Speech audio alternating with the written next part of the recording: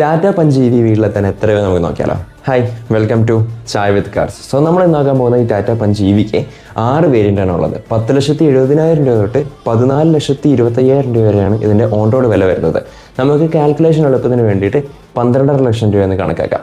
നമ്മളിവിടെ കാൽക്കുലേറ്റ് ചെയ്യുന്ന രീതി 30% ഡൗൺ പേയ്മെൻറ്റ്, 5 ഇയർ 8.5% ഇൻട്രസ്റ്റ്, അങ്ങനെ കേട്ടോ. അങ്ങനെയാണെന്നുണ്ടെങ്കിൽ ഡൗൺ പേയ്മെൻ്റ് ആയിട്ട് മാത്രം കൊടുക്കേണ്ടി വരിക 3.25 ലക്ഷം രൂപയാണ്. ഇത് 30%. അതിൻ്റെ ബാക്കിയുള്ള 8.25 ലക്ഷം രൂപ നമ്മൾ ലോൺ ഇട്ടു 8.5%. അത് 5 ഇയറിലോട്ട് നമ്മൾ നോക്കുകയാണെങ്കിൽ ഓൾമോസ്റ്റ് 18,000 രൂപയുടെ അടുത്താണ് നമുക്ക് മന്ത്ലി EMI വരുന്നത്.